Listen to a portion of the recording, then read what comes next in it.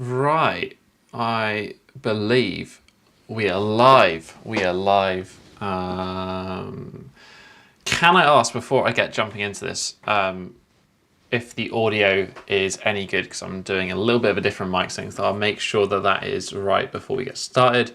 And yeah, basically, for anyone who is tuning in after the live stream, the first like 5-10 minutes, I'm just going to hang out, answer some questions, chat to you guys. And then after that, we're going to be talking about this book and also the book that we're going to be reading next month. So, hey Jake, hey Owen, how are you doing? Yeah, just let me know if this audio sounds okay. And yeah, we can chat, hang out, have some fun. Awesome. So yeah, how's everyone doing today? This is the second live stream that I've done, as in the book club one. Last time went down really well. It was just like a good conversation. We had a good chat about lots of different things. I answered some questions. We talked through the book, a little bit of it, and yeah, it was fun. So I'm excited that again. I'm probably going to be live for the next hour, and then obviously this will be available afterwards as well if you want to come back and watch it. So the first things first, I will address the next book we are going to be reading, as voted for on the Patreon stuff, is called The Age of Insecurity by Alan Watts. And there's actually one of the first like philosophy books that I ended up reading when I was like 19. Haven't read it since then.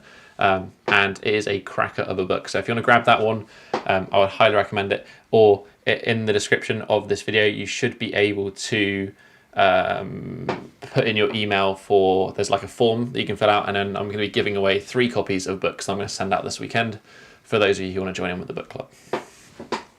Cool. A lot of people are joining. Hey to everyone. Where is everyone from, by the way? It's like 5 p.m. here in the UK. I thought this would be a good time for pretty much everyone, right? Culture Code is also a great, if you want to work in a team environment. I don't know what that means, sorry. Also, quick question for everyone watching. Who's seen the April Fool's video that I made? I was really nervous, well, not nervous, but I was very judgmental of myself making that one. But it ended up being super fun. And yeah, it got a lot of good feedback. So if you haven't watched that one, I highly recommend it. I'd love to hear what you guys thought of it if you have watched it. Right, New Jersey, Vienna, South Africa, Poland, India, California, Wales. Holy crap. Lebanon, Greece. All around the world. Okay, cool. Not too bad. Who, actually, I don't know what the delay on this is. I'm thinking this is probably like a 10-second delay. Oh yeah, so Eric asks about my pulled muscle. If you didn't know, I was doing a chair middle split, so you know, like the Van Damme sort of splits on some boxes, tweaked my adductor. That was about 4 weeks ago now, so it's feeling quite a lot better. I'm almost back to doing some form of sort of side split, middle split training, but it's been a while. I'll make a video about like the injury recovery stuff at some point in the next month. I think it's a good one. A lot of people get injured as part of it, and it'll be good to share it. Awesome, man! Everyone from around the world. Okay, so we've got plenty of people. Question is, who actually read the book, or did you read the book? I understand that this one is like, the book club stuff's a little bit niche. Like it definitely gets nowhere near as many views or anything like that as the rest of the videos, but I find it quite fun, and it keeps me accountable to actually reading something. So I appreciate that. But let me know if you gave the book a read. And as I said, I'm going to hang out for like the first 10 minutes, just chatting shit. So if you have any questions, we want to start a conversation about anything, I'll talk about anything. Let's go. Love the morning swims, says all about. Are you giving the morning swims a go? I haven't been swimming in the sea for just over a week now. I kind of missed a week because I've just been busy. Jake saying, you feel like a kid who's not done their homework because they haven't read the book. Very naughty. Sort it out. You had one job. Nah, it's all good. You can always come back and refer to these books at any point. Like as I said, I think what was the first book? The first book was Ross Edgley's Art of Resilience. I hadn't read that before. The Talent Code, I've already read this like years ago, and it was really nice to reread it. And the next book as well, voted for, was The Age of Insecurity, which again I've read before, but again excited to read. All of these books, kind of at whatever point you read them, they all have their lessons to be taken away.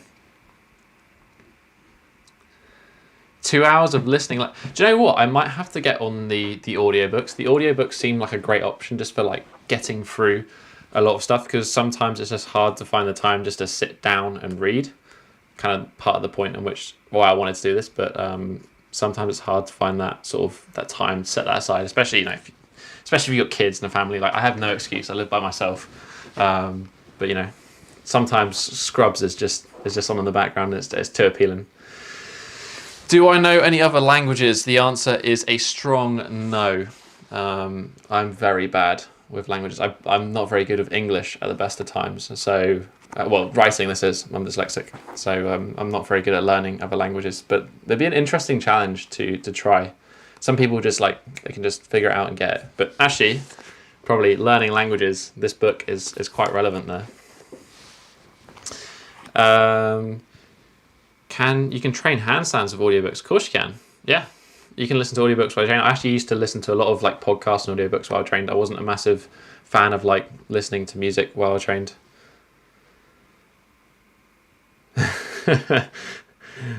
5 minutes into a live stream and we're already on to the vegan comments.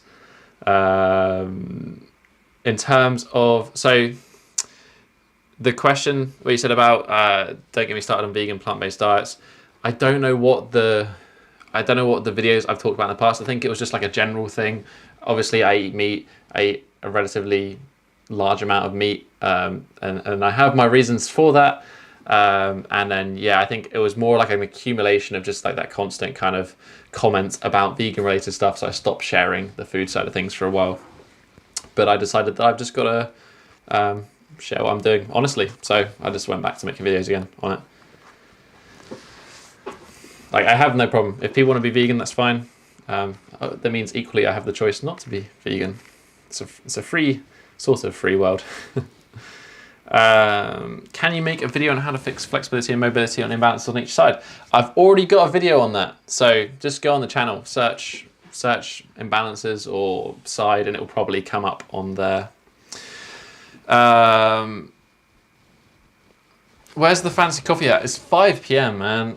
You know what? I wish I could be drinking some coffee now, but it just means I'm gonna have to go to sleep, and that's what you get to look forward to when you go to sleep. You get to wake up and drink copious amounts of fancy coffee. Unnecessarily fancy coffee, but that's what you gotta do.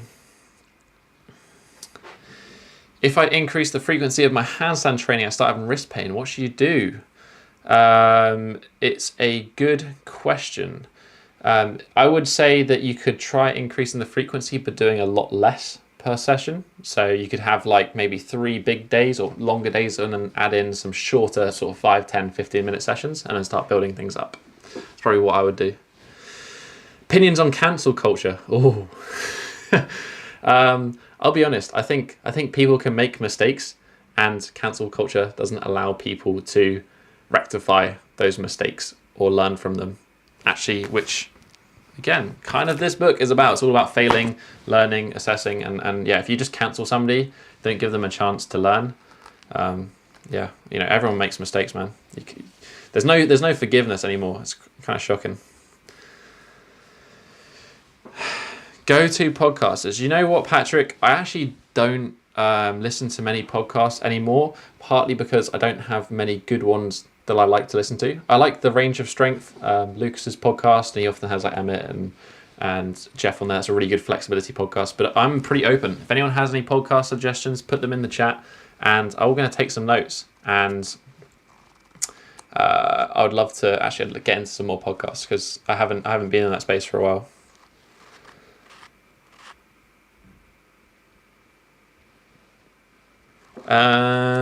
Foam rollers, Blake. We're talking about foam rollers.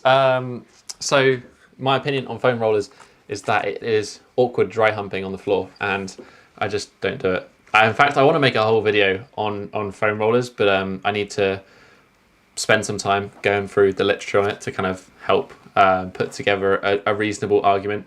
But essentially, I don't think that foam rollers really do much. So that would be my 2 cents in it. But if you enjoy using a foam roller, there's nothing wrong with that. Like, that's absolutely fine.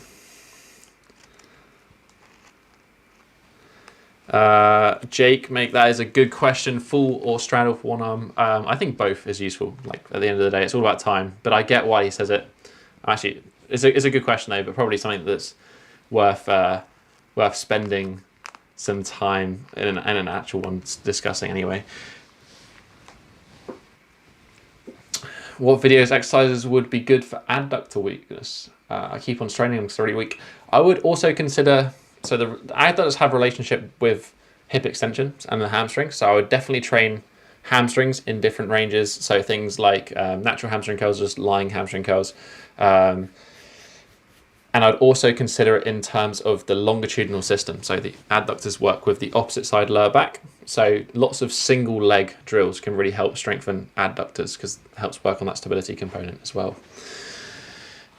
R Squares, who's your biggest YouTuber competitor? I mean, I don't know if I have a competitor. Do you know what I mean? Like, I'm sure you guys, I watch like lots of different channels, like tens of channels. I'm sure you guys watch loads of different channels as well. So I never really consider being a competitor with anyone. Like, I get inspiration from watching other people's content in the same space, and I'm sure likewise I've seen people who have used content that I've made. I have no problem with that. Like, at the end of the day, there's loads of people. There's in the fitness community in general, there's limited amount of things to talk about, and you know, if somebody steps on somebody else's toes, I think that's not a problem. It's just like a different way of explaining something.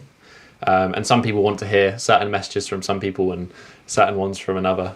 So I love to see what other people are making. I never see it as competition.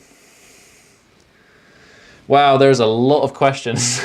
I'm struggling to keep up. I need to stop rambling so much. We're also going to have to start talking about the book at some point, because this is supposed to be the book club, but I'm just going to keep answering questions for the moment. Thoughts on the fitness industry, specifically Gymshark, as well as influencers. Watch my April Fool's video. That kind of sums up my opinion on things.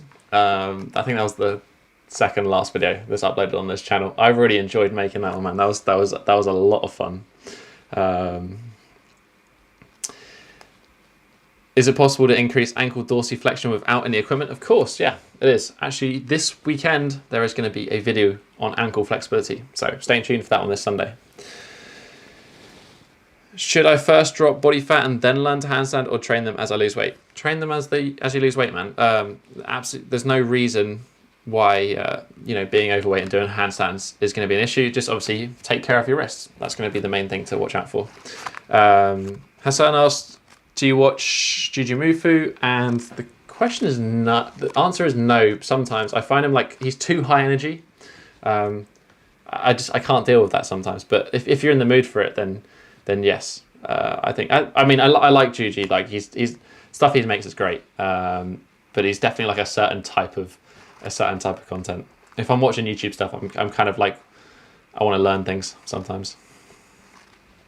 Okay, Jeff Nippard's podcast series. I love Jeff's work. I think he's interesting. I'm less into like the gym side of things, but I think Jeff makes great content as well.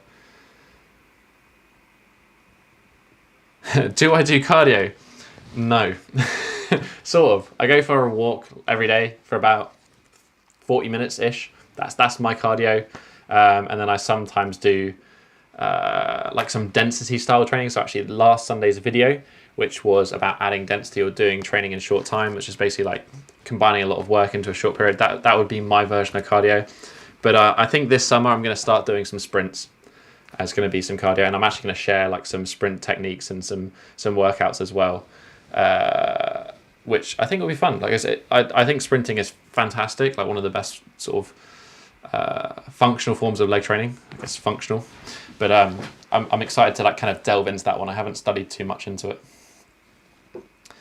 How should I progress pike push-up? I am quite new to it right now, and normal pike push-ups I can do for 6 to 8 reps, 3 sets. Okay, man, 6 to 8 reps of pike push-ups is great. It is one of those ones that has a massive gap between pike push-up and handstand push-up. I would actually recommend checking out the beginner handstand push-up routine that I posted fairly recently on the channel. I think that one's quite a good one. That basically starts using like negative handstand push-up reps, because if you can do quite a few pike push-ups, you're probably in the realms of being able to control a negative, and that's super maximal. Yeah, super maximal work. So more than your ability, that will help speed up that strength gains as well. It's useful for a period of time. Will I ever train for mana? Absolutely not. I have tried, and I've failed miserably. Maybe one day. Maybe one day when I have a lot of time to dedicate to training something stupidly hard.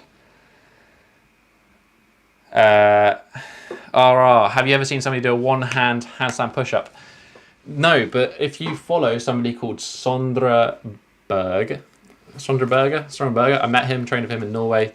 Sondre on Instagram, he is going after the one-arm handstand push-up, and the dude he is crazy. Like, he is actually superhuman. He is a Viking, just crazy strong. Would highly recommend checking him out. He just does crazy stuff.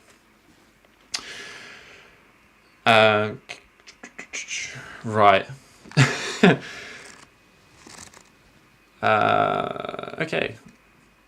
What's the main take of the book? Okay, thank you very much for bringing me back to the topic of today's video, because I'm just getting distracted to answer questions. Honestly, I had a really good time. Thank you for I Want to Plant You, who put in Sonderberg's name. Yeah, Sondre's crazy strong. Yeah, I had a really great time with the live stream last time, and I got like really into just like chatting to you guys with the live chat, and I think that was super fun. Maybe I'll just do like a hangout in future about the book, but today we're supposed to be talking about the book.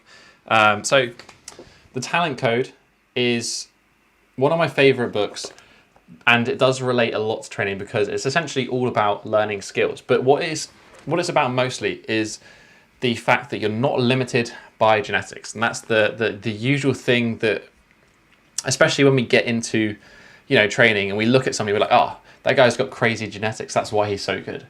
And there is an element to that, but I would say probably the element is more like 70-30, as opposed to usually people are like, well, it's all genetics and it's just luck.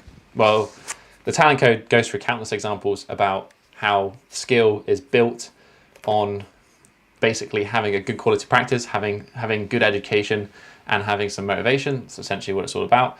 And how basically you can learn anything given some time, some focus, and some discipline. And that's what I really like, because you become the master of your own destiny, right?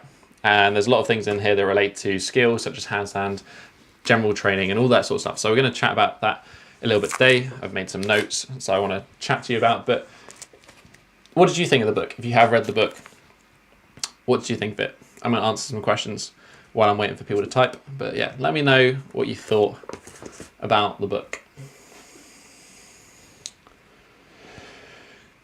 What do you think of knees over toe guy being all over the place right now?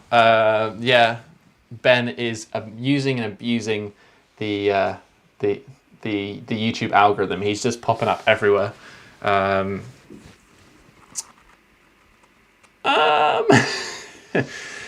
Okay, I think what Ben puts out there is great. So knees over toe guy, I think Ben's content is good. What he talks about is fab. Yeah, I've got nothing wrong with it. I think he makes good content, shares good stuff. A lot of the things he says is legit. I just think you have to be very careful when you're sharing information that is very generic, especially when he's going to the extremes that he's going to of knees, because he's got like the whole 1,500 people or whatever it is that have solved their knee issues using his stuff, and I'm sure it probably has, but then there's also going to be a certain amount of people who have caused damage doing the stuff that he's done. So that individual element is pretty important. And I think he presents it as a one size fits all and cure all sort of thing, whereas in reality it doesn't cure everything, and you have to be somewhat careful. But yeah, I think in general very good and knows what he's talking about. Okay, some fitness drama going on. How do you identify hamstring versus calf tightness? Okay, really simple one. Test your pike, then go stretch your calves. Test your pike again. Does it improve? Calves are going to be a limiting factor. Does it change maybe just a little bit or not much? Then calves are probably not the issue. Super simple.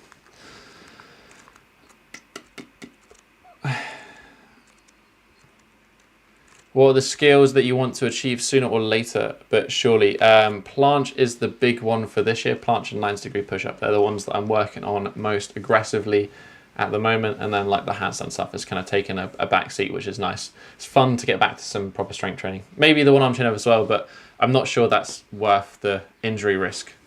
So it's like, it's real easy training for that. Opinions about Igor Viotenko. I actually don't know who that is, so I apologize. I'll have to look him up and figure that one out.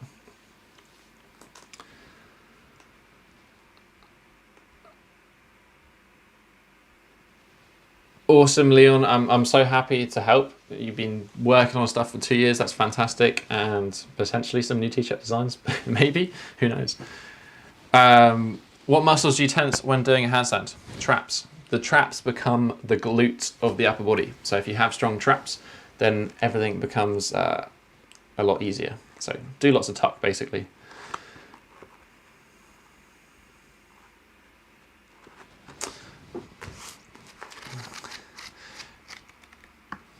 Right, so I am going to stick to my my thought, which is going to be talking about the talent code. So as I said, the talent code is about the fact that talent is not this genetic, this lottery thing that you're born with. It's something that you can develop.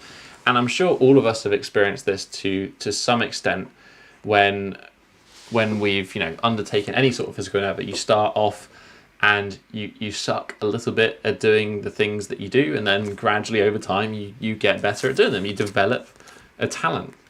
So the three premises in the book is you've got kind of deep practice is the first one. So this is all about not just turning up to do work and do the thing, going through the motions that you might go through in the gym or your training or whatever it is, but actually delving deeper and practicing better. And I think especially with like handstand practice, so anyone who does handstands, there's been a lot of handstand questions, and I think this book applies like predominantly to handstand training in terms of the carryover, because it talks about skills such as like playing violin or playing football. Whereas when we're talking about strength stuff, there's a little bit of a difference there. But when it comes to handstands anyway, a lot of people who don't have success with handstands are the sort of people who they just turn up and they don't really think too much about their practice. They just sort of kick up onto the wall, hold a handstand, fall down, repeat, rinse, and they don't put any more thought into it. They just you're scratching that surface level of practice, right? The people who do really well with handstand training are the people who delve deeper. So you get that deeper level of practice, and deeper level of practice is all about failing better. This is kind of, again, what let's talk about in this book.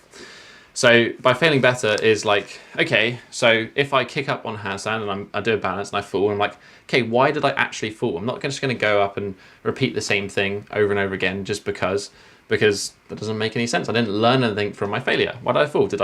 Was the weight too far in the heel of my hand? Was I squeezing too hard? Was my core not tight? All of these sort of things that you need to think about with training. So just to comment there about observing yourself, recording yourself, all of those sort of things are so valuable, especially with handstand training, that helps you, instead of just scratching the surface of your practice, to go that a little bit deeper into like failing better. Based on this book and just some stuff that I do anyway with clients, is like when we're training handstands, okay, I don't like to have 20 different cues that you're going to use, and this applies to any training really. When we're doing like a pike push-up or a chin-up or something, a lot of people online like to list out like 20 different cues that you're going to go for a movement. And there's no way that when somebody's doing a chin-up, they're like, okay, I need to retract my scapula, I need to keep my elbows in, I need to do... Like, you're not going to go through all of those motions. Actually, what a better thing is to kind of pick one or two key points and really intentionally focus on those 2 points. So going back to the handstand one, if, for example, okay, we spent too much time with the weight here, in the heel of the hand, let's just focus, I want to just focus on the weight being on my first knuckle. I'm going to push out of that point only, and that's the one thing I'm going to focus on. You're going to say you've got 3 sets. I would generally group these into 3s. So the first 2 sets, I would really overemphasize whatever it is that I'm trying to do. So if it's strength training, if you're focused on handstand push-up work and you're like, okay, I need to keep my elbows in, that's all I'm going to think about on those 2 sets.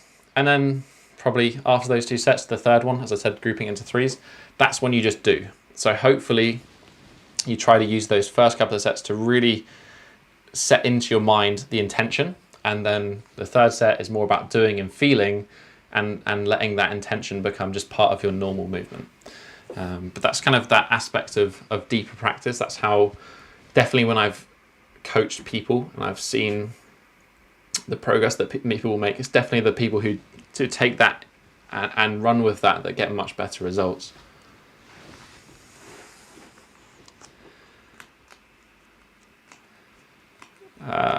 Maria, yeah, I mean, that's a good statement. She says that the author describes how the author describes talent, because it sounds similar to acquiring skill like handstand as opposed to being gifted, and that's true. So that's the whole point of the talent code. It's like talent isn't something that you're born with, it's something that you develop through practice. And kind of the examples that he gives in the book is more about like, why do we see these hotspots, these concentrations of talent pop up over time? And the examples he used is like football in Brazil, for example. But he also talks about the artistic and the creative developments in say like Michelangelo in Italy and that sort of period of time. It's like, okay, why did these periods of time get much greater increase of talent and amazing things happening in comparison to like just normal everyday life? So that's kind of what he defined it as. I've got some examples in here actually that I have noted down, so I may as well go through them. One of the ones that I noted down was just like gymnasts have an unfair advantage, and I think this is true. The amount of times that I've like seen somebody do some crazy stuff on social media is and the first question I'm like, okay, was this person a gymnast? And like 90% of the time they were a gymnast for a kid up until they were like 15 or something. And gymnasts just have like that. You could take a gymnast and you could put them into, I would say, any physical sport and they would be pretty good at it, regardless of whether they'd ever done it before. And that's just because they have an unreal amount of body awareness and body control that has been built up from like, if you start at the age of 5 doing gymnastics and you do 10 years, like they just spend a massive amount of time developing that body awareness. I think if you're a parent and you can like take your kid to gymnastics for a few years, I think it would make them, like it would set them up to be good at pretty much anything physical throughout their life. Especially that like those early years are super important. Right. Jake, the advice is highly applicable to handstands. There's so many things going on, and I think it's important to like focus on the few things, or focus on the things that you can change and control. Because if you're trying to focus on like 10 things at once, you just make poor attempts or poor progress in all of them.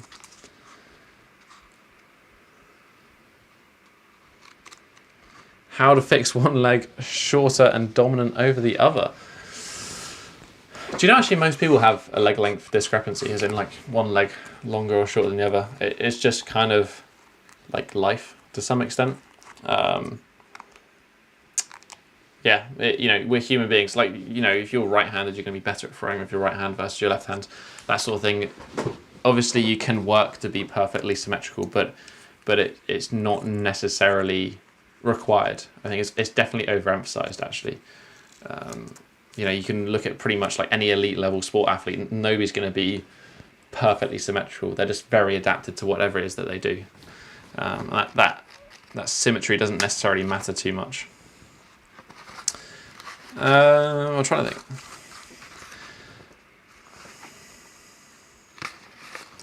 Sorry, I'm just going to look through my notes a second to some key takeaways that I wrote down. Oh yeah, so okay, one thing I wanted to ask about was the concept of 10,000 hours. So I'll give you a question to do now. Just try and like maybe roughly figure out how many hours it is that you spent training, because I think it's an interesting one. I tried to figure this out for handstands. So with pursuit is the man. I think I think the one sentence that summarizes the book, pursuit is the solution. Do you know what? I 100% agree. Sorry, I'm going to go on another tangent here, but that is 100% it. And actually, at the end of the book, they talked about. It wasn't necessarily a study, but kind of an experiment.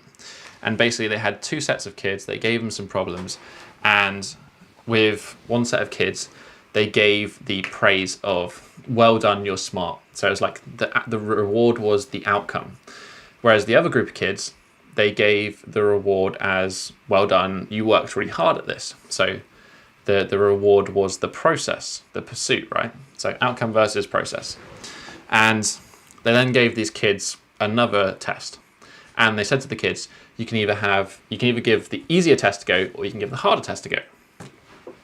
The kids who were given the outcome praise, so the "you're really smart, well done," they pretty much unanimously chose the easier test, because they're playing the game, and the game is, how do I complete the test so I look smart? So they chose the easier one. The people who were praised on effort chose the harder one, because the outcome of that goal was, how hard do you try? And ultimately, when you get into any form of training, it's not necessarily about the outcome. It's not necessarily about the end goal, because most of the time you end up doing anything is the process, the journey, the pursuit. That's the thing that you end up doing. And if you're going to do fitness, it's not like you show up for 2 years, you achieve some goals, and then that's it. You finish, you're done. Like, if you want to be athletic, if you want to have a strong physique, that's something you're gonna have to show up to day after day, week after week for the rest of your life. So I 100% agree with that. The pursuit is the solution, definitely. Going back to my original question about the 10,000 hours, how many hours have you spent training, maybe of a particular style? So I did this with handstands, and with just the one-arm handstand in particular, I started training for the one-arm handstand. I ended up doing about 8 to 10 hours a week. So I'm going to say 10 hours a week to be on the overzealous side. And I did that for about 2.5 years before I went from no one arm to one-arm handstand. So we're going to call that maybe like 125 weeks, 130 weeks. So I kind of worked out that basically I had done about 1,300 hours of training. And that had taken me from that, that was 3 years as well, 1,300 hours to take me from no one-arm handstand to a one-arm handstand. 10,000 hours is a huge amount of time. Like, if we're going on that same, 10 hours a week is still a lot of time to commit. If we're going off that, I'm going to have to train for another, quick maths on a live stream is not a good one, but another 8 times. So a total of 24 years to get that 10,000 hours.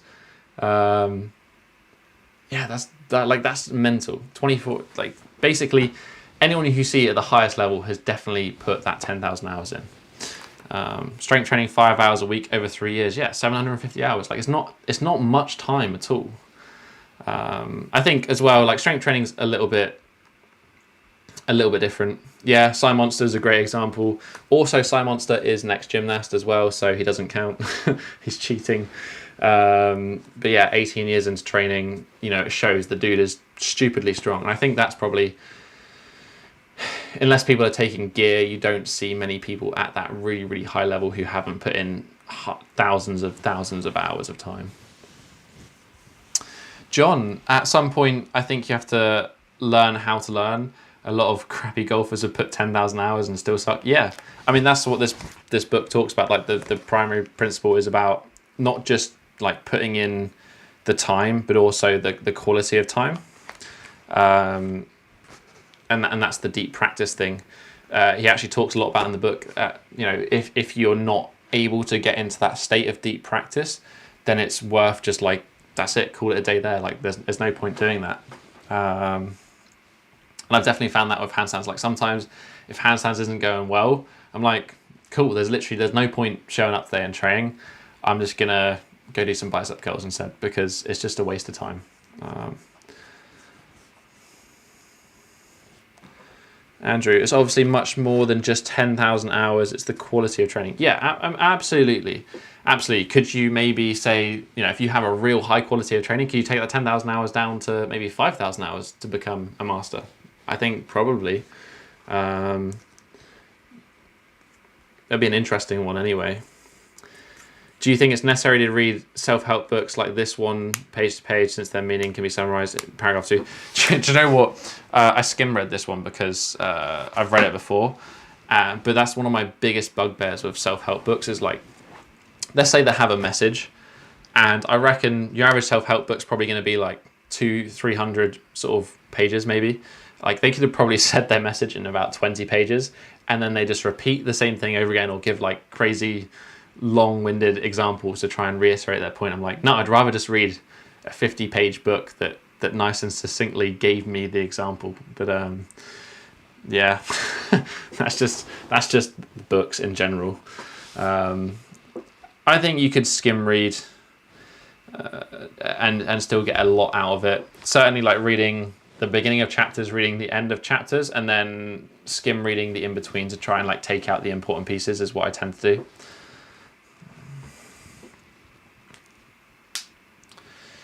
Harsh, will be practicing handstands before my workouts 3 to 4 times a week lead to injuries?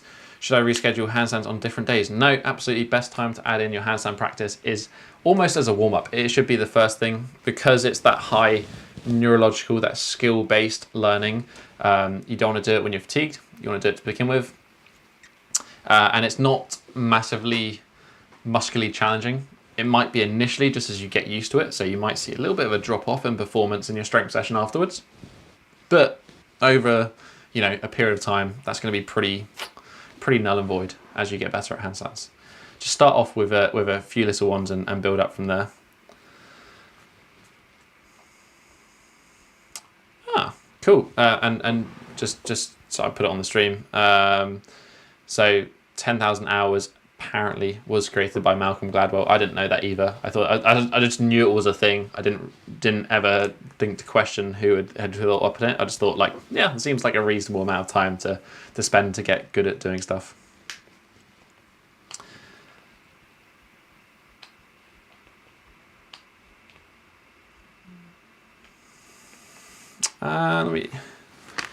I'm gonna flick through this. I'm gonna answer some more questions for a bit, and then we can chat some more about the book. I think I've got some other points that I wanted to make. Oh, I do remember one.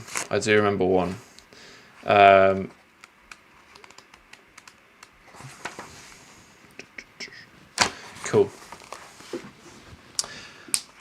So there was one really interesting point in this book that they talk about the environment in which you're in, right? And this made me think about the importance of social media and just the importance of community. Like right now, I'm chatting to you guys.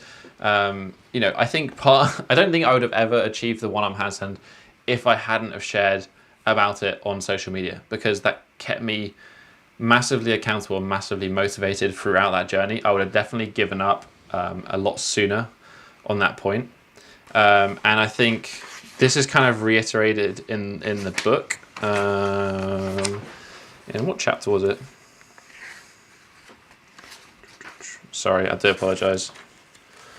Chapter 5, Primal Cues. So it basically talks about motivation, and it talks about how basically if you live a life of luxury, you kind of lack that level of motivation to achieve some of these things. Like, it's good for short bursts. And you see this a lot in the fitness industry in general. People try to sell like handstand in 30 days, fat loss in 7 days. People do these short-term bursts of high intensity of a lot of work, but that doesn't necessarily translate to good results. And this is actually reiterated in this book, and they basically, it was looking at a group of kids who I think were learning some instruments, and they took them through this thing, and they didn't really see much differentiation between these kids just with normal playing. So then they started to reassess the questions, and they asked, the question that they actually asked to kind of categorize these kids in this group was, how long do you think you're going to play your instrument? So that would be, translated to the same sense of like, okay, somebody wants to lose some weight or somebody wants to get stronger. The question is like, okay, how long do you think it's going to take you to get to that point? And most people are like, it'll take me a few months. Like, okay, that's not necessarily that long-term thinking that you're going to need to achieve these things. I always say to new clients, I'm like, okay, give it at least 18 months and then like probably double that to make it your new normal. And that so to have some form of long-term thinking, I think is essential. And then basically when they grouped these kids by this metric and then compared them with kids who like practiced a little bit a week, a moderate amount a week, and a lot, they saw that there was like an exponential curve that went up. The people who had that long-term commitment and trained a lot made like 400% more progress than those who had a short-term commitment. And I don't necessarily think this is, there's nothing special about the kids who had the long-term commitment, right? It's just maybe their motivation was going to be much more consistent over that period of time, as opposed to somebody who thought they were just going to do this for 30 days. They're going to have a nice peak, and then that motivation is going to drop off and dwindle, and probably going to get distracted and do other things. So, massively important to have that long-term theory. As I said, like fitness it's not something that you do for a couple of years and then you're fit. You got to keep showing up. You've got to keep putting money in the bank for the rest of your life, if you want that. I'm just going to read the chat because I'm fed up of hearing my own voice for a bit.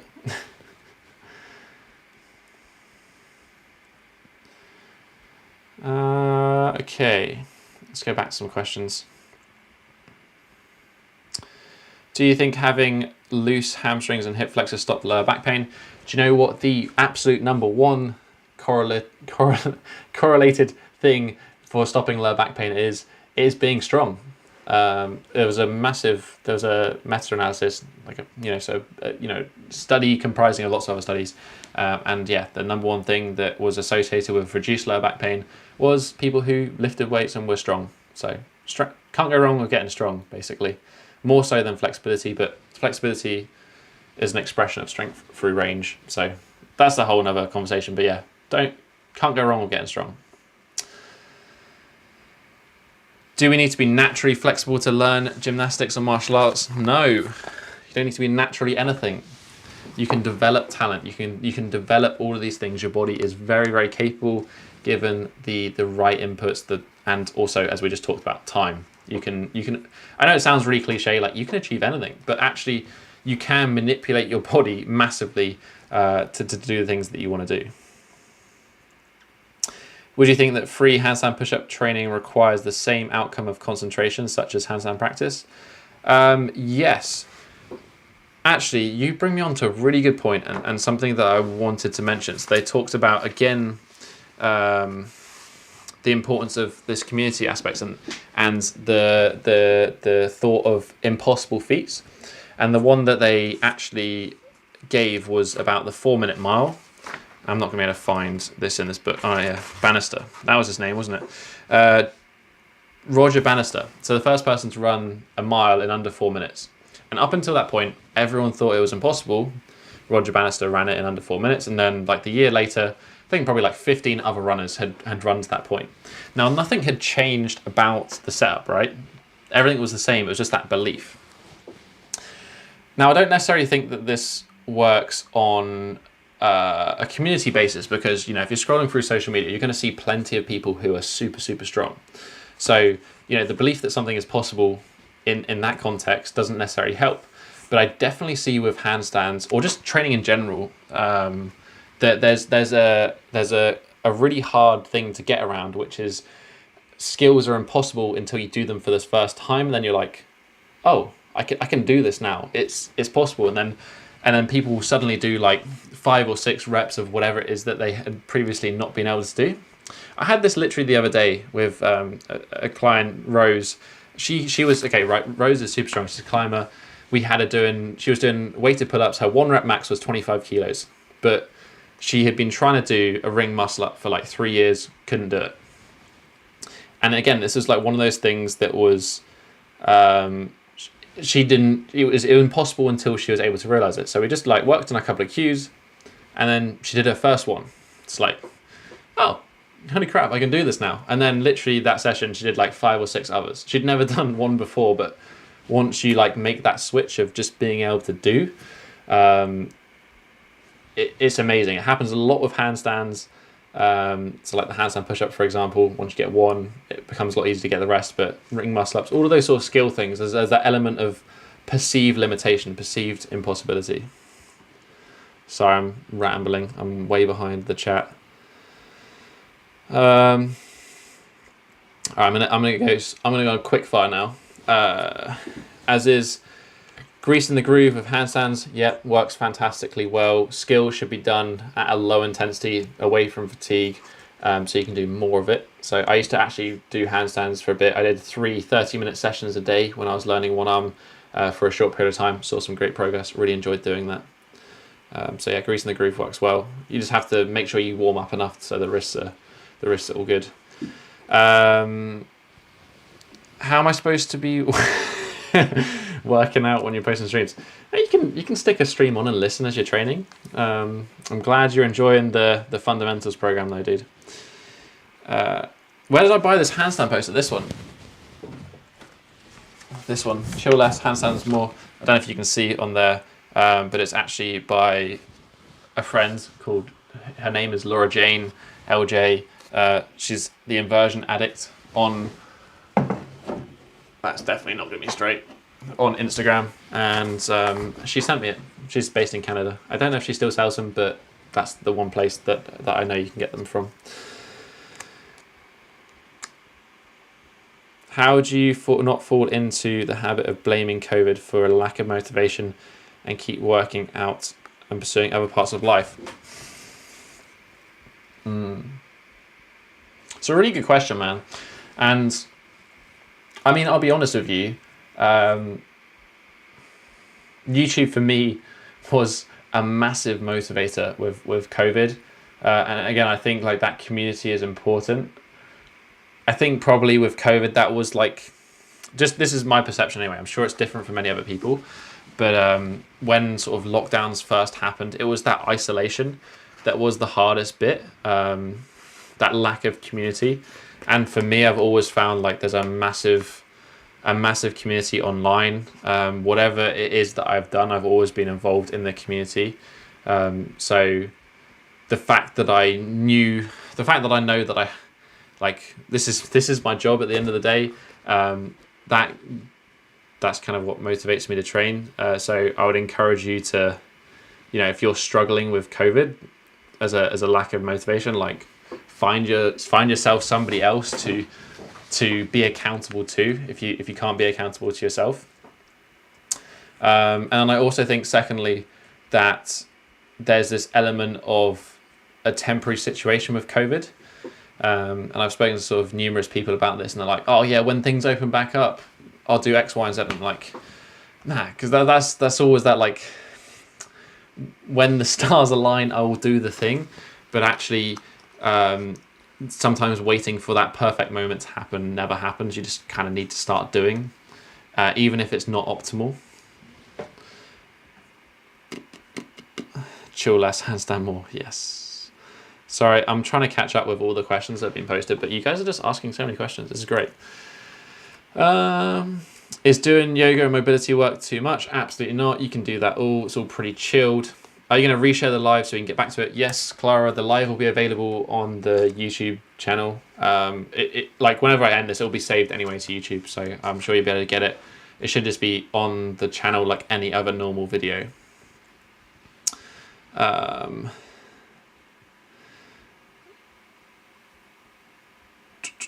What's your thoughts on religion?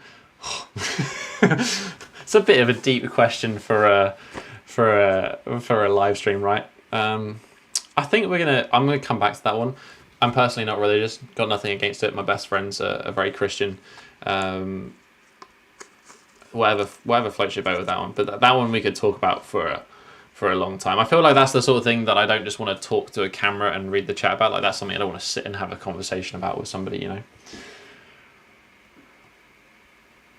John, how do you help combat the end goal thinking and the widespread popularity of the result, not the process? Yeah, that's a really good one. Everyone's always focused on outcome, and not the process.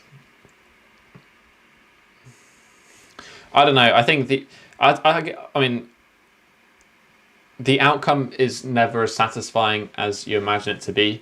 Like, I had my motivation levels for training. The one-arm handstand is the only thing that I have really to talk about. This is like, when I was training it, my motivation for training the one-arm handstand was super high because I hadn't quite reached that goal.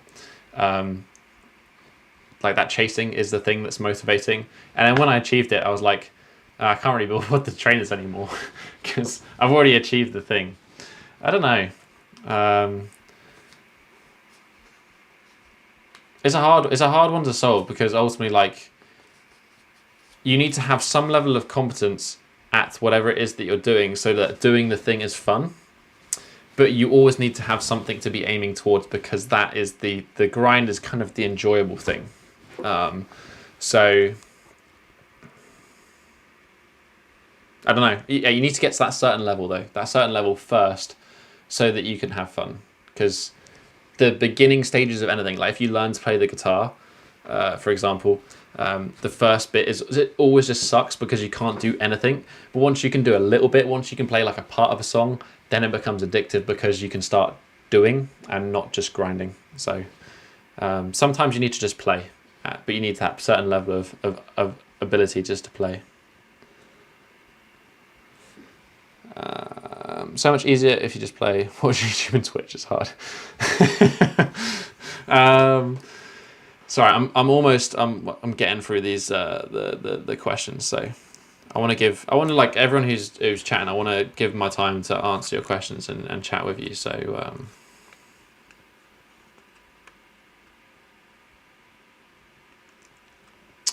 I think with reading the journey, not the destination, reading helps you more than just getting the message of the book or having it explained to you.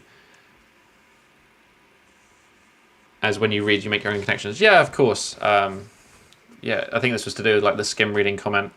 And certainly the stories are really good for illustrating like just a broader picture. I don't think if you were just to like summarize things in like 10 pages, you wouldn't get the impact. It's the impact of the book, the experience of reading it, right? That's kind of the exciting thing. Jake saying you have to give people who are talented more credit. I don't believe in natural talent. Mate, I think when people say that actually is one of the things that annoys me most is that even though like yes there is levels of talent, some people find it easier to learn some things than others, but ultimately like if somebody's doing something at a high level, there's no doubt that regardless of their genetics, their talent, like they worked incredibly hard to do that. There's no other way around it. You have to put the time in. So yeah, always got to respect it. Never worth being jealous. If you see somebody who's really good at something, ask them how they did it because that's where the gold is.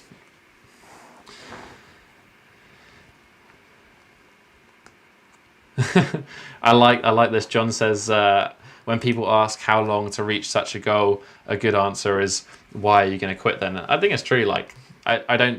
That's the thing. Like fitness is a lifelong thing. Personally, for me, like I'm like I don't care if it takes me a year or 5 years. Like I'm still going to be training at that point to achieve something. So it doesn't really matter. That's kind of the attitude that I've taken.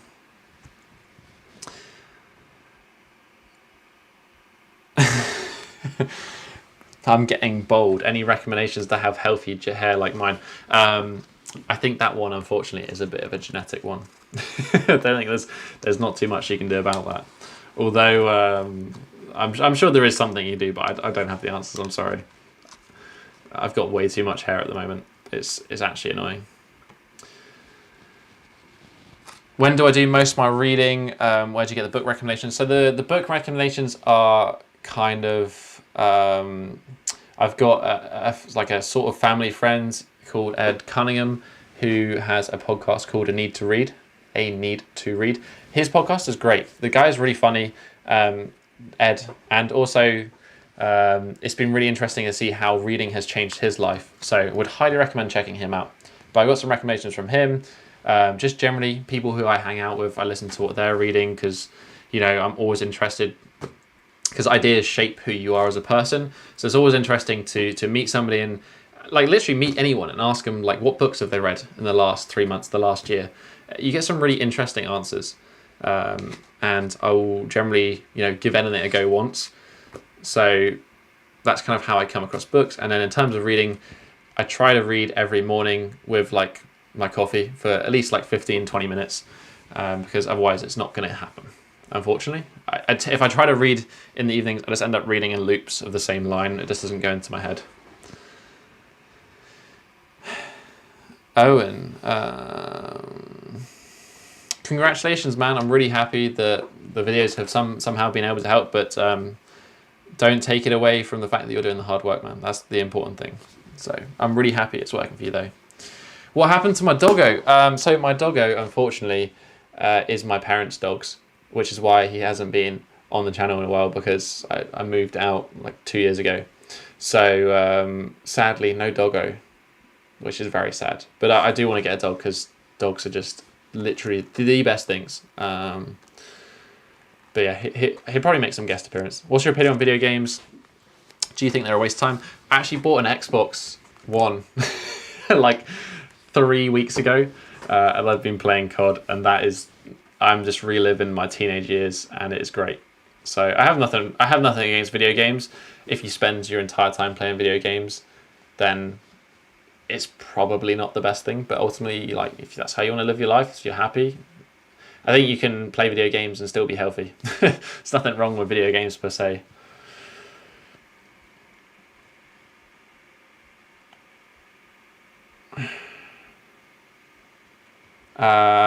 Any advice on injury prevention?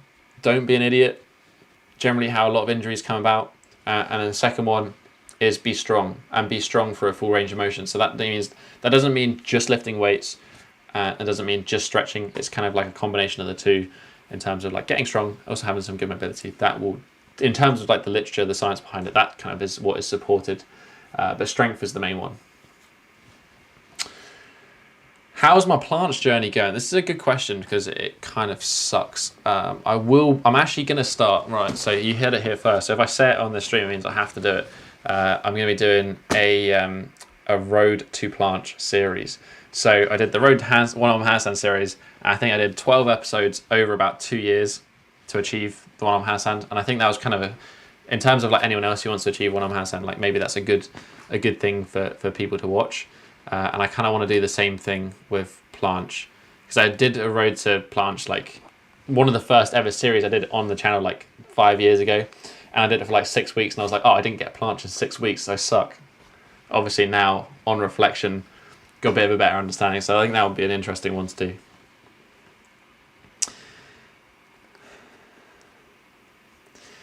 When you decided to specialize, why did you put hand balancing flexibility over calisthenics or something else? I haven't decided to specialize. It's just what I'm interested in at the moment. I'm sure I'm going to go back to some lower body weightlifting this year as well, because I'm interested in that at the moment. I want to get my deadlift and my squat up.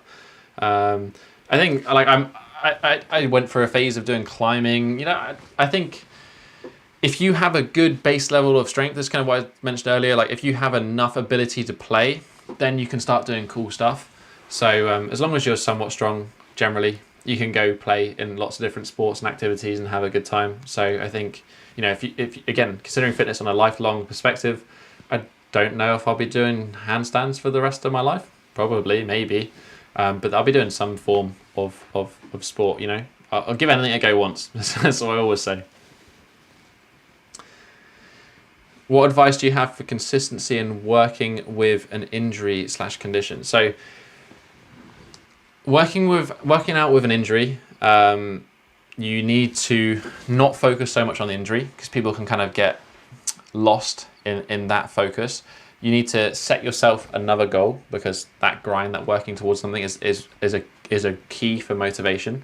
So, you know, when I hurt my elbows, for example, and I couldn't train upper body for literally like a year, my goal, all I set my focus on was lower body flexibility. And I was like, I'm going to do the middle splits, the side splits. And that's what I spent the year doing. So having a different focus that isn't on the issue itself helps you not to get consumed by it. I think that's a good one. And then, you know, when you start making progress in other areas, that naturally fulfills that motivation.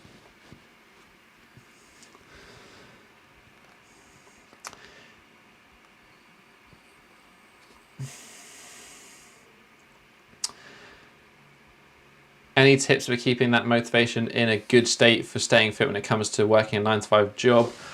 Oh man, I understand that it's hard. Like, you know, balancing everything. I've got some clients who have like kids and work demanding jobs, and they got like, I have massive respect for people who manage to squeeze everything in. I think based on this book, because they talk a lot about in the talent code, they talk a lot about ignition and motivation, and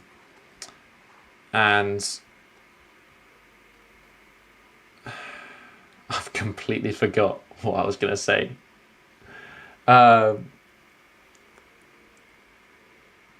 Yes, they talk mostly about rewarding effort. So don't be so obsessed with the result, be obsessed with the thing that you're doing, because ultimately you spend most of the time doing. And yeah, figure out what motivates you. There's actually a great book by Gretchen Rubin called something better, build better, or be better. And in there, she just look up Gretchen Rubin's books, and then she's got a great one in there about habit forming and understanding like what personality type you may be and what's going to help you stick best to a habit. So she talks about like, okay, maybe education, maybe learning information is the thing that's going to help you be convinced. Is it accountability from other people? All of these sort of things that she talks about. It's actually quite useful. I know that myself, if I know that something is the right information, I feel very convinced to do it. But also accountability, as I said many times, like this YouTube channel helps me be accountable to do many things. If I say that I'm going to do it on here, damn well sure that I'm going to make it happen. So yeah, and you can just do that with friends. Like if you say to a friend, this is what I'm going to do, make sure that friend holds you accountable to it.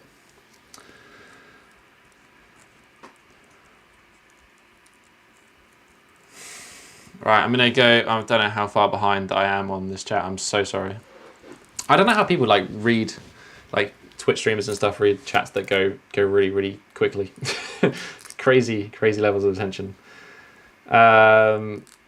Just a quick question about knees over toe guy. He has some interesting stuff. Sorry, it's off topic. We've already mentioned knees over toe guy in this stream.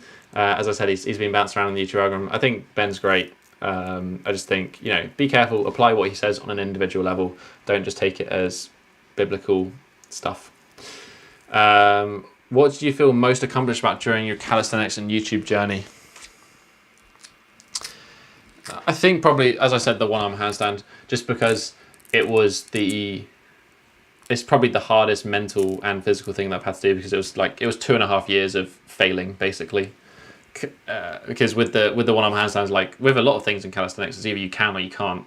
So it's like 2.5 years of not being able to do something but still doing it until you eventually could do it. So I'd say that's probably the hardest thing that I've had to do. Stretching also was one of those things that it didn't come naturally, and it wasn't particularly fun to begin with, but learned to love it. How do you fix muscle imbalances? Have a video on this. Just search up imbalances on the channel. You'll find the video straight away. So hopefully that will answer your question. How's my one-arm chin-up going?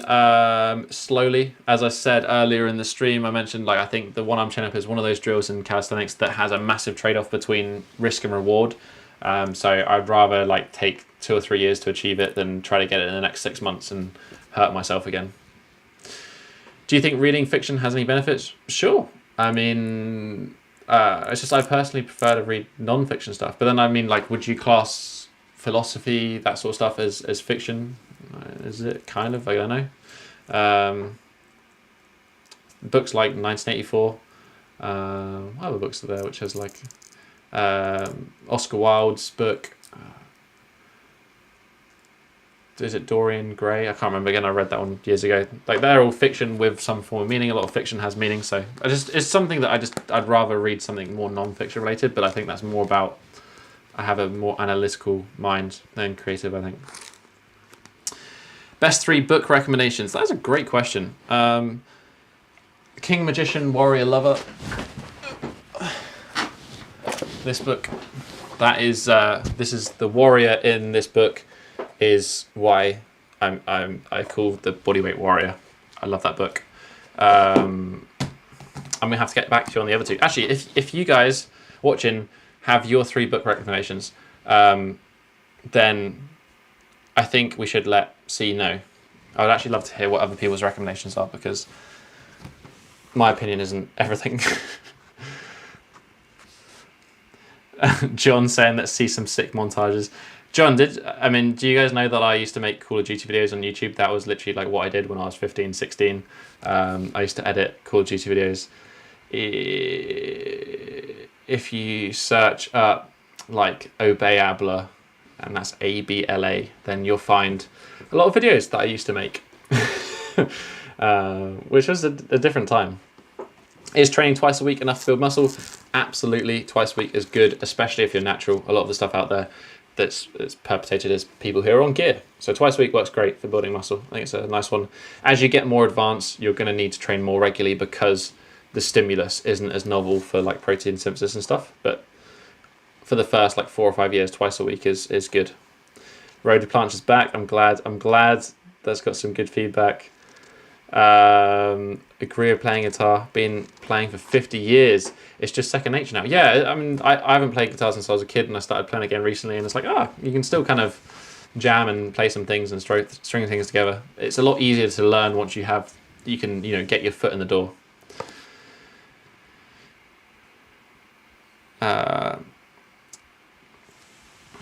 Typically, how long would I start to see flexibility progress if I'm stretching every night for 20 to 30 minutes? How long is a piece of string, Also, are you going to stop just because you see some progress? Just keep going, just keep doing the work, and you will see progress. But I would say to most people, I'm like, okay, give it 6 months, and then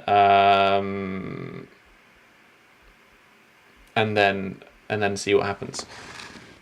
Are you prepared to go to the gulag for not taking the vaccine? Yes, that's a whole nother topic of conversation.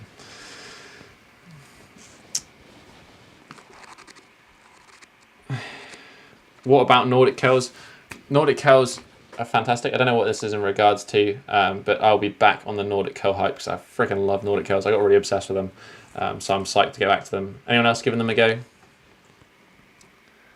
Dorian Gray, yay! I love it. Hey, some good book recommendations coming in. Send them in. Let me know what you're reading.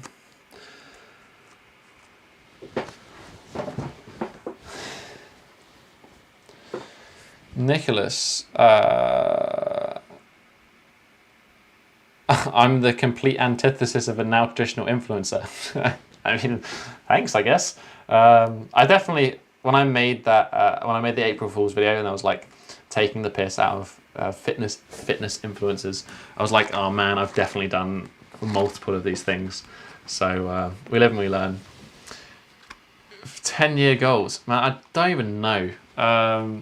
I've been asked this question by a few people recently, and it's just not something that I considered. I get really obsessed with things, and then I just do those things because I'm excited about them at the time. I don't necessarily think too far into the future, but I don't know. I guess just to continue to enjoy doing what I do on a day in, day out basis. That's kind of all I care about. And also trying to help people. That was kind of the big goal with the whole YouTube channel. And yeah, I read pretty much every comment that's left on this channel, and I love to hear. So that's why I love doing these sort of videos. It's like just nice to chat and hang out. Do you think the middle splits for most people is bad because of bone structure of the hips? Yes. It's not that I think it's bad. I think that people don't necessarily understand the bone structure things, so then they try to push. And if you're feeling that like outside hip pain, so kind of like if you're feeling some pinching here, you're not doing the middle splits correctly for your anatomy. But I would say that most people are going to be able to get like a decent level on middle splits. I don't think everyone can get flat. Front splits is a different story. Pretty much everyone, I believe, can get that over time. But middle splits is definitely like, there's an anatomical limit. And I know for myself personally, if I try to push flat middle splits, then I get pain. But if I stick with my middle splits about this far off the floor, I'm good. I get no pain. So yeah, just kind of need to take it at an individual level. Are bands overrated? No, they're just a useful training tool. I don't know if they're overrated, but they are useful though. When am I going to meet Daniel Vadnal again? Do you know what? Right, I felt like the biggest fanboy ever meeting Dan, because part of the reason that I started making YouTube videos was because I watched Daniel Vadnal Fitness FAQs content, and then I ended up meeting him, and it was like a very surreal experience. So I'd love to go meet him again over in Oz, but obviously Corona. What chair is this? This is the Herman Miller Sale. It is by far the comfiest chair I've ever had. They are kind of pricey if you buy them new, but you can usually find them secondhand. I got this one secondhand, and yeah, it's a chair at the end of the day. I'm really, some of these sick Call of Duty skills, man. Am I still a gamer? Not really. It's not that I don't have anything against gaming. It's just like, it's another thing to learn. And I just don't have the time to learn it. But I still play COD. I'm playing, was it Cold War at the moment, and some, what's the other one? Oh, I'm such a boomer, man. Cold War, and there's another one with like the big maps. I played that with some friends. That's good. I love it. I still love gaming. I think it's great. Like, you gotta have fun at the end of the day.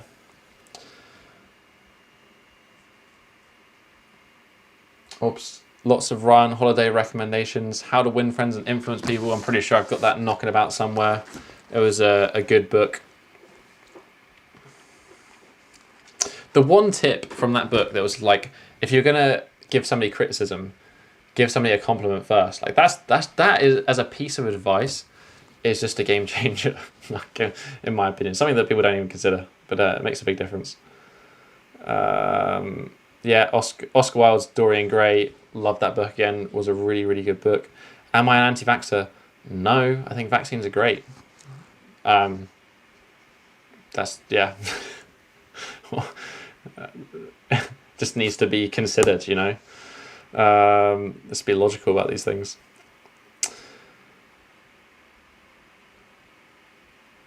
Yeah, I don't know how we've got to the religion and vaccines comment. That's like, I think that's a live stream stopper right there. Any exercise recommendations for kicking power martial arts? I do have a book recommendation.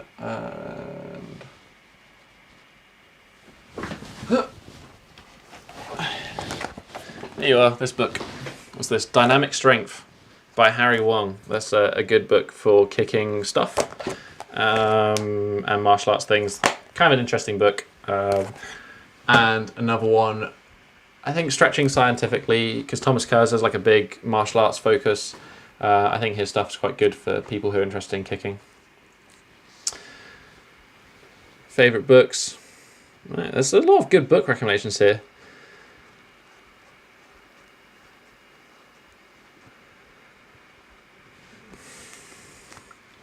Do you think there's a truth about ideal body weights across different ethnicities? I'm Indonesian, but considered tall. I mean, I wouldn't ever be like, you need to be this weight. I would, go on how you feel energy-wise. I also think there's a good argument that that weight should fluctuate throughout the year. So if you think about, natural cycles, we've got seasons of plenty, which would be spring, summer, and potentially a little bit into autumn. That's when like vegetables are growing, days are longer, especially in northern hemispheres. You can, there's going to be more food to eat. This is when like bears would come out of hibernation. Bears then get fat. In winter, you would then have that sort of contraction. Plants are dying. There's less sun. This is when bears were going to hibernate. So I think like naturally, people historically would get fat over summer and then lose weight in winter. And I think that's kind of, so I don't think you necessarily need to be like a perfect ripped body composition all the time. I think it's absolutely fine to kind of have that fluctuation. And also being ripped isn't necessarily healthy. It just looks good. A lot of people who are like bodybuilders and are going to step on stage are basically dying when they're in that position, So just because something looks good doesn't mean it's healthy, would be my comment there. Just wanted to say, I really appreciate all the kind words from like everyone. There's a lot here.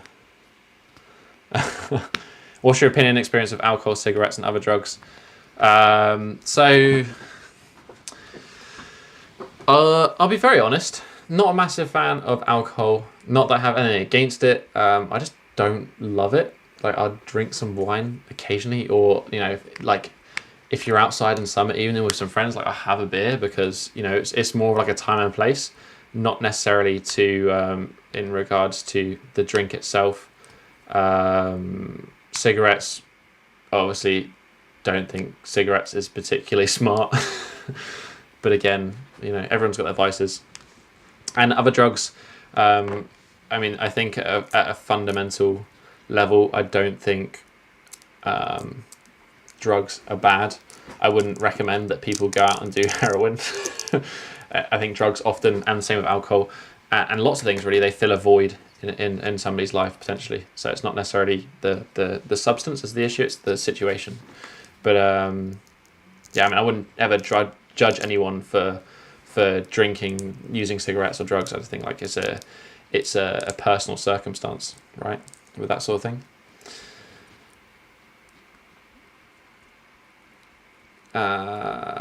Gaming can eat up people's lives. My kids spend hours a day. Yeah. Would rather than be active or playing music. I mean, you're 100% right. I remember when I was gaming a lot, like I would, get home from school and now like I would game until midnight. I was 7 hours just gone. But I think oftentimes like these things aren't. They're a moment in time rather than like this is what you're gonna do for the rest of your life. Like now I maybe play like half an hour, a few times a week.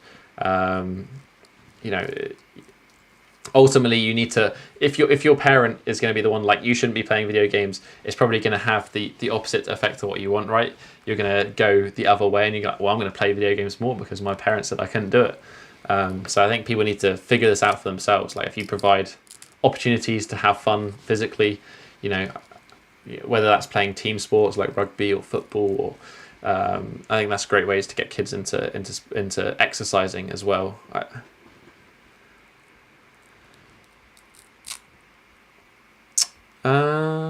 Right. Do you have ever read VA Russian novel? I haven't. No, I haven't read a Russian novel. I think that was the question. I was interested in reading Dostoevsky's stuff, but I haven't got around to it. That seems quite heavy. Do you ever do meditation or mindfulness? Not really. I go for my walk in the morning where I don't like take my phone or anything. I just kind of think and walk, which I guess is kind of meditation-ish, depending on what your definition of that is. And I would say also like going for cold water swims is also an element of meditation because it's about controlling your body and breathing and stuff like that. How does I get blood work done? I went through Thriver and I also used another company called Medichecks, and I get my blood work done every 3 or 4 months. Unfortunately, very hard to get done on the NHS if you're in the UK anyway. But the cost for a blood test is like £70-80 maybe. It's not massive amounts of money for as long as you know what you're looking at. What was I thinking about veganism? God damn it. I'm gonna. By the way, I'm getting to the start of where people are timing, so I'm gonna probably call this a day in like 5-10 minutes. But I've really enjoyed hanging out. It's been fun. I've just enjoyed answering questions. We've got completely lost from the talent code, but I feel like this is kind of part of it. What do I think of veganism? I think everyone has the right to do what they want to do, but I don't think it is optimal. And I would think that that is a pretty fair statement based on a lot of the literature coming out around like issues with arthritis and veganism, issues with people who are more likely to be depressed on a vegan diet. There's lots of things that are very nuanced rather than being like, okay, everyone should be plant-based. It's like, okay, maybe everyone doesn't need to be eating loads of meat, but there are some important things from animals that we cannot get from vegan sources. So it's a complex one. Idiot by Dostoevsky. Yes, that's the one. I think there's another one as well that I had on the list.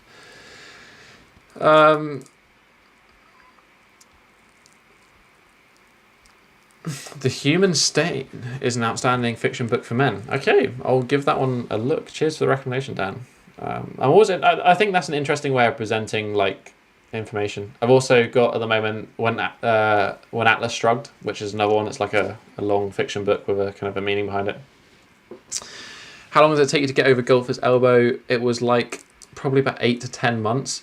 But then I would say even now, like 4 or 5 years later, I still get niggles here and there. But it's more of that like central nervous system, like your body's protective mechanism, that it knows there was an injury there. So it's kind of it gets ingrained, and that's part of the issue with these like injuries that last for a really long time. So just be patient with it. And certainly when you feel like you're 100%, you're probably only 80%. So really like ease back into things. Do I wish I will? Thanks for the recommendation on Daniel's Lairson's 186 centimeters planche front lever. I mean, it sounds pretty awesome. There are some crazy strong tool guys out there. I've learned that that's not much of an excuse anymore. Do I wish I got into gymnastics when I was younger? Hell yes. I wish I'd done gymnastics when I was younger. As I said, being a gymnast is just like the cheat code to any physical endeavor later in life. Grease the groove with your L-sit. Max hold is 12 seconds, so I do 8 seconds. Yeah, I would say if you wanna get better at your L-sit, improve your hamstring flexibility. It will by far give you the best progression in terms of making L-sit easier in the long term. Can I send you some parallettes in exchange for some one-arm handstand tips? It's all good, John. I don't.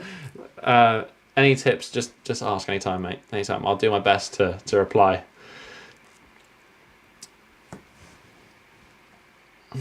Classic book club. 5% talking about the book. 95% gossip. Do you know what? I don't even care. Like this is. It's fun. It's fun. I feel like we talked about the book a bit. Jake, you're right. We covered vaccines, religion, and dietary preferences. Something about the talent code. What even is that? And yeah. Oh man. Do you know what? I've really enjoyed this hangout though. Like I enjoy chatting to you guys. Maybe we're just going to turn the book club into just like the hangout club where we get to chat shit for an hour and just do like a monthly Q&A.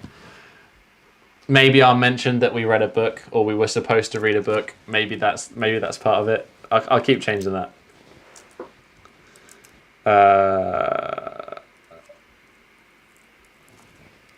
Yeah. Weekly live streams would be a little bit, probably too much time on my path.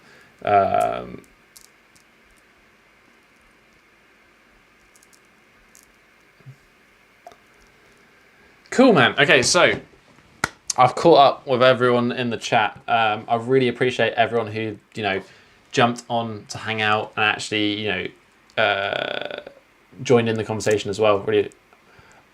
Oh no, I actually have missed one. Wheel Orange. What do you think about this situation? What impact it will have on children who don't work out and just playing, getting fatter? I presume that means like current video games and stuff like that. I think either people will realize it's a problem or people will just accept it as the new normal. I think often like it has to come down to an individual level, right? You've got to be responsible for your own health, and you've got to choose how you want to live your life. If you're happy playing video games, do that. Like that's fine. There's no right or wrong way to live your life at the end of the day. Every 3 months, yeah. It's less of a QA. It's more of just like a hangout and chat. So I enjoyed chatting about it. Maybe we can chat about some weirder things in the future. Maybe we get down the vaccines and the religion stuff. I don't want to do that.